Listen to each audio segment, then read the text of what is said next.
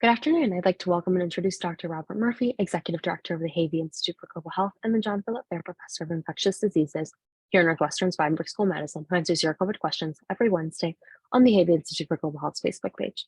Today, Dr. Murphy will be answering viewer submitted questions and addressing the latest COVID headlines through today, November 9th. We invite you to submit your questions via Facebook at NU Institute for Global Health or by email at globalhealthinstitute@northwestern.edu. Leading the discussion today is myself, Sophie Bukowski, a student research assistant with the Institute. So Dr. Murphy, I'm going to start with some updated COVID statistics. Great. Thank you very much, Sophie. In the United States yesterday, we saw 21,017 positive new cases, with our hospitalizations increasing by 3% and the death rate in the US decreasing by 14%, with our 7-day average at about 39,000 positive new cases, with a 5% increase over the last 7 days. In Illinois, 2 days ago, yesterday there was no testing, but 2 days ago, we saw 4,745 new cases, with cases increasing by 10%, hospitalizations increasing by 4%, the death rate increasing by 6%, and overall cases are at about 2,000 per day with our 7-day average. Okay, so is this like the winter surge beginning, Dr. Murphy? Like, what do we understand here with these numbers? Well, the numbers are still kind of down and just bouncing around at the levels that you just mentioned. But keep in mind, if you're having more than 300 people dying per day in the United States, which is still the case, which is 3 times that of the flu, that's 10,000 people per month. All right, or 120,000 people per year. That's still a lot of deaths. All right, so it's that just to put it in the perspective, because when you see the number 300, you don't really think that much about it, but that's 300 people dying per day. So there's and it's mostly much older people. Over 2/3 of the patients who are dying are over 75 and have not had a booster. So they may have had the first 2 shots, but they're not keeping up with the boosting. So it's just highlights the need to make sure you're up to date on your vaccines, particularly if you're older. But that's 2/3. So 1/3 is below 75. So immunocompromised people and other people that just with bad luck, or people who haven't had any vaccines. So, but it's not gone away. People are tired of hearing about it. They don't want to do anything about it anymore. But it is not gone, and it's still a very bad problem. Yeah, absolutely. Well, going into our first headline, Paxilvid reduces risk of long COVID as a new study has been done by the Veterans Affairs. What can you tell us about what this study is going to show us and help us in the United States? Yeah, well, this is a big question that's been around for ever since Paxilvid was approved. We know that it decreases the amount of hospitalizations and deaths. Paxilvid, all right, but we didn't know about, does it decrease long COVID, because people still get sick or have been sick, and the veterans are a good group to study, because there's one hospital system in the United States, Veterans Hospital System, centralized records. They have records of everybody who's got COVID and got Paxilvid, because they give out all the medicine and they do all the treatment and all the hospitalizations. So it's a very, very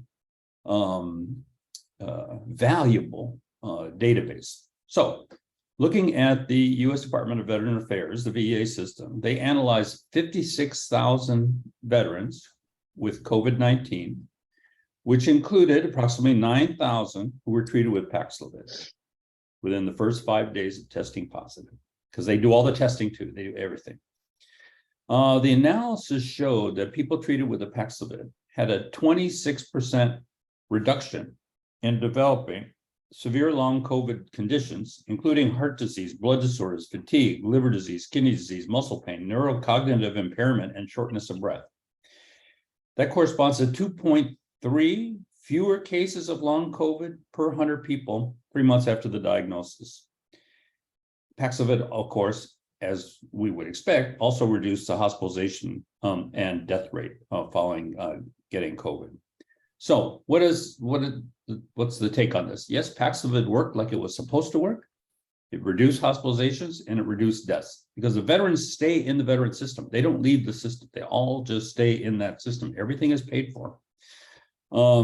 But what we learn here, because every time they come in for a visit, the visit is coded for why they're there.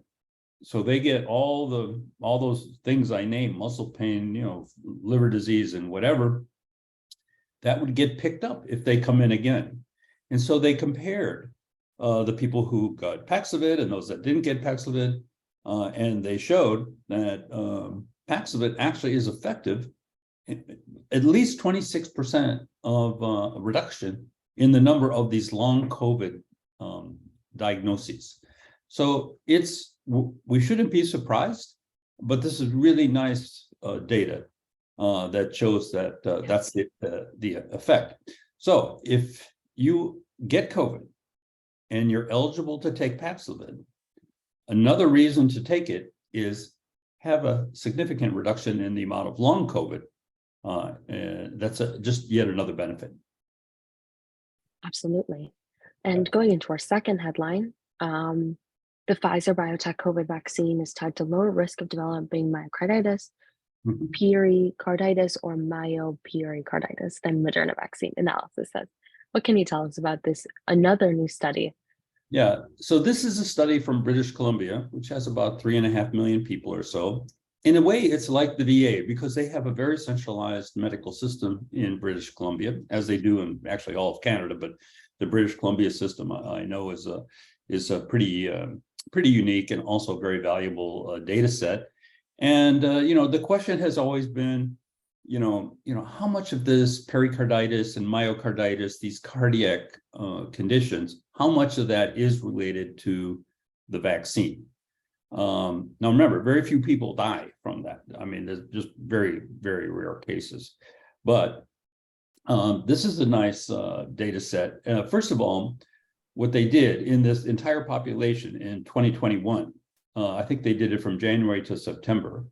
They calculated the rate of being diagnosed with myocarditis or pericarditis, any of this inflammation of the heart. And they found an interesting finding here. They found that 35 versus 12 cases per million of these cardiac conditions occurred in the Moderna treated patients versus the Pfizer treated patients. So the Pfizer group had 2 to 3 times less problems with the heart than the Moderna patients.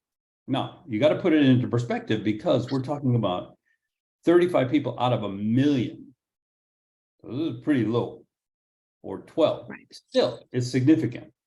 So the other factors that showed up in this, which actually sort of acts as a check on the system here, is that men and younger people had more cases. So males, young males, and if you had the Moderna vaccine, all those things kind of go together in terms of myocarditis and pericarditis. So it's a rare side effect, but there's more of it with Moderna. So if you're worried about it, take the Pfizer or take the Novavax. We don't really know the data on that. It hasn't come out yet. But if you think it's due to the mRNA vaccines, which it may be, maybe not, you have some options here that you may make a decision based on this kind of data, or your doctor may make a recommendation to you. So that's really good news. And the other good news is that this side effect is incredibly rare. Yeah, absolutely. Okay, then going into our third headline, Omicron symptoms and what we know about the illness caused by the new subvariant. So what can you tell us about what people should look out for when they get Omicron? Yeah, so we're in the BA4 and 5 period of Omicron. However, subvariants of BA4 and 5 are actually now more common than the original BA4 and 5. They still fall under that kind of strain. So there's still Omicron related variants. And they're called things like BQ 1.1, BF 0.7, BA 4.6, all these, you hear all these letters and numbers, but they're all subvariants of BA 4 and 5. The symptoms that are associated with the Omicron really haven't changed. They're all upper respiratory type symptoms: sore throat, hoarse voice, cough, fatigue, nasal congestion, runny nose, headache, muscle aches. It's the same upper respiratory type stuff. Much less fatal infections, and that could be for two reasons. One is that maybe it's not as severe a virus, and plus so many people are vaccinated now, or they've had COVID, or they've had both of those things, or they've taken Paxilvid or whatever. But people are doing much better, obviously, with COVID now because of those particular reasons. So the virus is just one of those reasons. Right. And then our last COVID headline that ties closely into one we just talked about is that new COVID variants are circulating. What is there to know, especially going into this like winter surge? Yeah, so this really tacks on to the last question as well. I've sort of addressed it already, but right now, BQ 0.1 is accounting for about 14% of all the COVID cases. This is a subvariant of BA5. BQ 1.1 is about 13%. BA 4.6 is 9.6%, and so on and so on. So the variants, the subvariants, are now greater in total than the original BA 4 and 5. So it's just they're taking over. That means they're more contagious, but fortunately the strength of the virus, the problems that it caused are pretty low, relatively low. Absolutely. And now going into but you can keep up with your shots so that you have a mild case of the disease. And now going into our first of two COVID questions. This individual says, Dr. Murphy, you mentioned the Novavax COVID vaccine on October 21st being approved as a booster. Is it possible to get the vaccine as my second booster? I've had the J&J COVID vaccine as my first and second shot. Yeah, you can take the Novavax as a booster if you've been already vaccinated with something else. That's totally approved. If you're immunocompromised, you can actually get it from age 12 and up. Otherwise, it's approved for 18 and over to take as a booster. So go right ahead. It works great. Wonderful. And then our second and last question. Dr. Murphy, I received the COVID bivalent booster shot in mid-September and was wondering how long the protection will last before it starts to wane off. And does it protect against the new variants BQ1.1 and XBB? Yeah, this is really a great question because, of course, we don't know the answer, but it's looking like at this particular point that you're going to need a booster approximately every year. Now, we may learn different in the future, but you will hear about it because, of course, everyone is interested in this question. But I would assume you're going to need it just like a flu shot. You're going to need COVID every year, COVID shot and a flu shot every year until we develop something really super special that works longer than a year. So they're already talking about mixing the flu vaccine and the COVID vaccine together in one injection. I mean, there's all sorts of things going on, but you're going to have to most likely have COVID vaccine at least once per year. Well, thank you so much, Dr. Murphy. Those are all of our COVID questions for today, and we will see you next week. Yep. We'll see you next week. Have a good week. Thank you.